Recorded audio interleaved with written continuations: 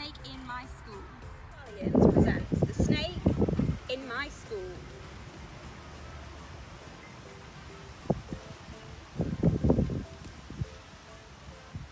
Mr. Bright had told all the children in his new class it was bring your pet to school day. Everyone rushed into the playground to meet their animals. There was a stupidly cute gerbil, a tiny goldfish, a fat cat, a 100-year-old tortoise and a tall dog. Lastly to arrive, as usual, was a little girl called Miranda. She was riding on the back of an enormous, slithery snake. "Meet Penelope, my pet python," announced Miranda. On seeing the snake, all the other children screamed. Miranda loved being different. She always stood out in school, with her individual take on the school uniform, her cartwheels down the corridor, and her funny answers in class. What ended in 1945? 1944, of course. A python is a rather unusual pet, but Miranda and Penelope had so much fun playing together.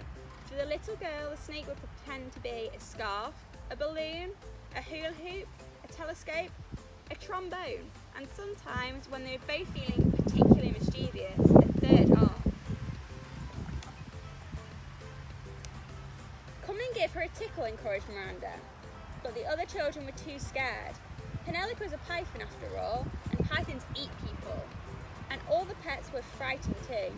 The large dog yanked on his lead, sending his tiny owner flying. The goldfish tried to hide behind some water. The tortoise made a rather slow run for it. The cute gerbil flashed her gnashes and didn't look so cute anymore. The fat cat just carried on napping. Miranda slid down her snake. The little girl tickled her python under the chin, and the snake smiled. "See, she's very friendly." Soon everyone was gathered around them to marvel at Penelope. The python loved the attention and made a climbing frame for all the children to climb on. Steps for them to step up, and a fireman's pole for them to slide down. Penelope even helped the children learn their numbers, although she could only go up to 9.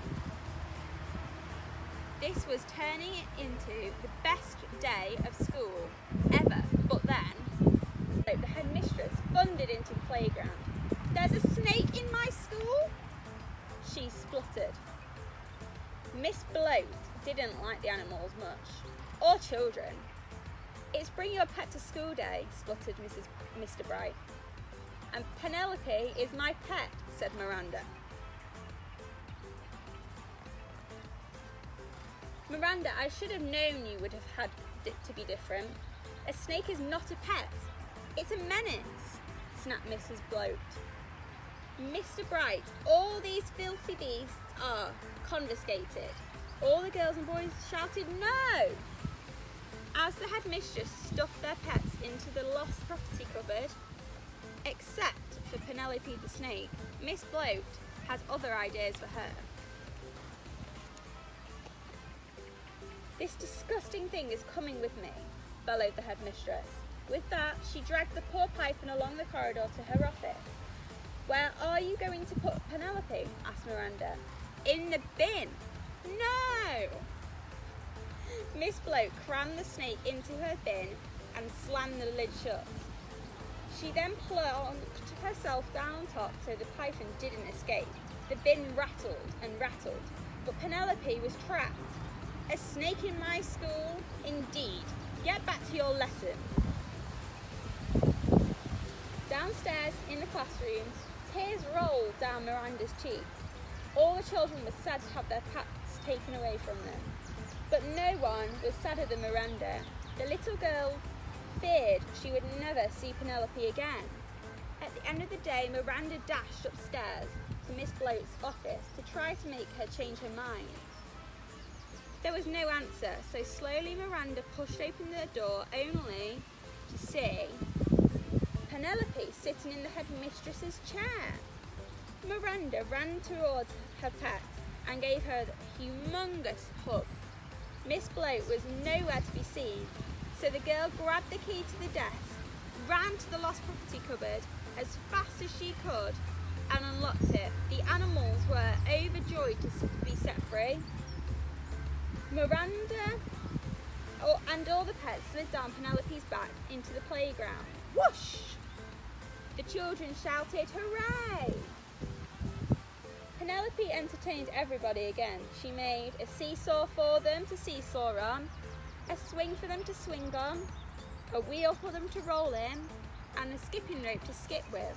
Penelope even helped them, some of the younger children, with the alphabet, although it was hard to say and do an X.